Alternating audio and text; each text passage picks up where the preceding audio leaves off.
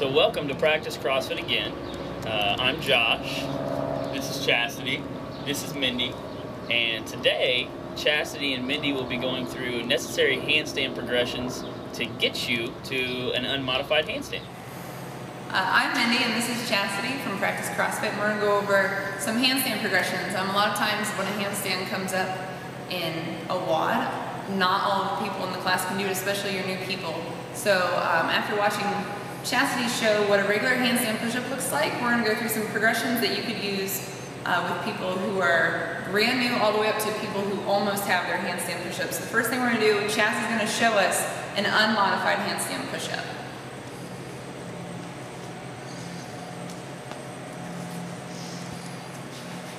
Okay, if you look, her hand position, good, go ahead and come back out of that. When she's trying to figure out where to place her hands, okay, she wants to think about she's doing a shoulder press so she can put them straight up. That's pretty much where we want them for the handstand push-up. If you saw her position, that's where she was. She wants to avoid going wide. Another thing, the pressure on her hands, you see she's all taped up. Okay, the weight is primarily on the top of her palm and her fingertips here, not so much on the bottom of her palm. Another way you can do a handstand push-up is facing the wall. These don't come up a whole lot, but it would be great to have both, because let's say she gets to the games and that shows up, at least she has practiced it, okay? If you have the option, she would obviously go for what she's stronger at, but it's a great way to practice another form of the handstand push-up. So she's never done this before, so she's gonna try it for the first time and see what happens. I'm not gonna walk it. That's okay.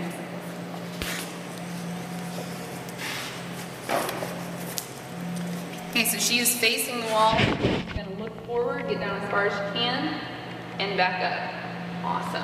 Okay, Chas actually does an awesome job staying pretty vertical. A lot of times when you see people do the wall-facing ones, they really become broken and they get overextended, as opposed to when she's in her facing away handstand push-up, she's in a nice hollow rock, she's tight.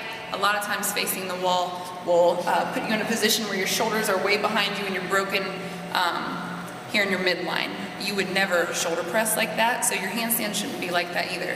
So now that we know what we're going for, we can show you some different progressions to use with your clients.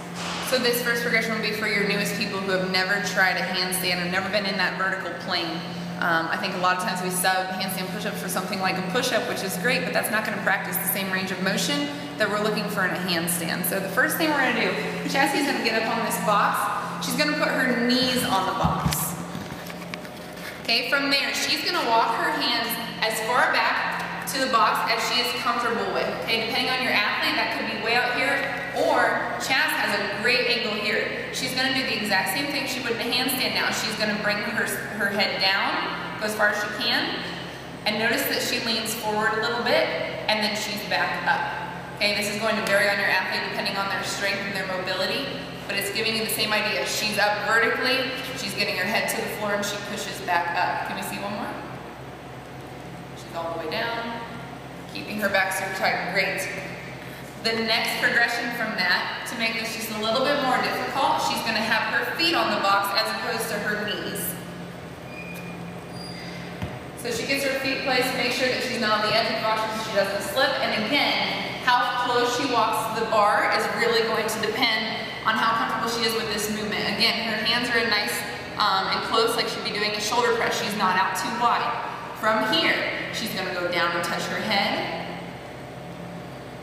Okay, and back up. I want to see this time if Chas can keep looking at the box and still make it down. Okay, good. And she comes forward, and that's fine. It's just getting your client or your athlete used to being in that upside down position and using those shoulders to press themselves up. Very good.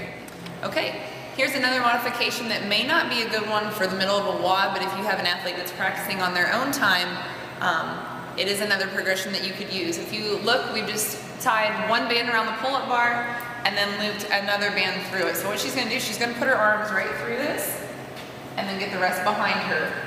From here, she's going to kick up in a handstand, and the goal is to get her foot wrapped around this band. She may be able to do this on her own, or she might need the help of a trainer. So she'll kick up, find that band, and wrap. So if you look here, It's the same idea, but now she's completely up and down, and these bands are taking some weight off of her, so that's what's making it a little bit easier.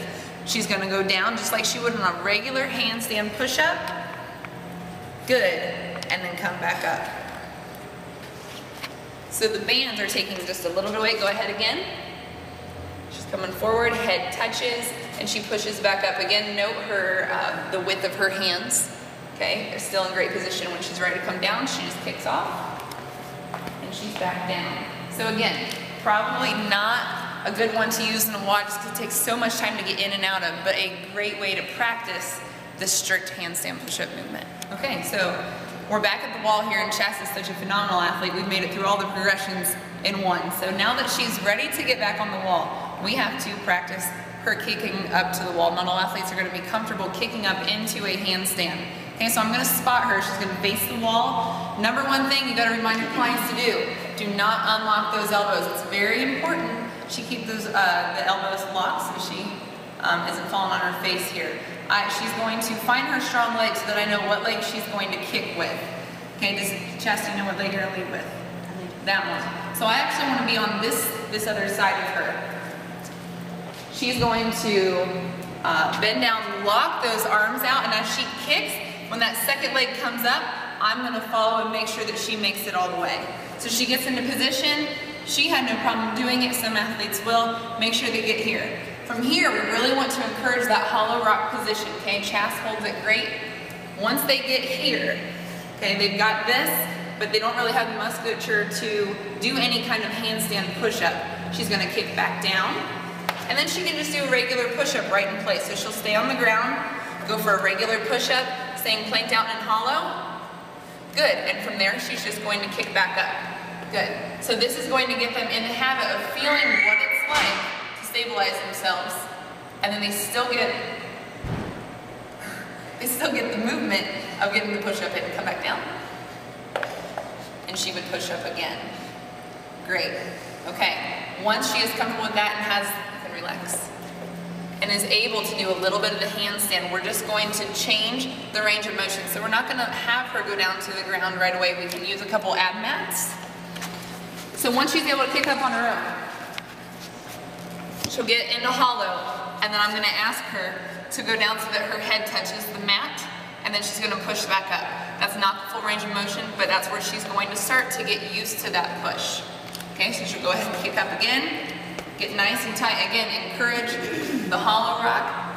She's looking straight out ahead. She's not looking at the floor. She waits until her head hits that mat, and she comes back up. Once your athletes are strong enough, we just keep removing ab mats. So after she progresses, good, until eventually they don't need these ab mats anymore. Go ahead and come down.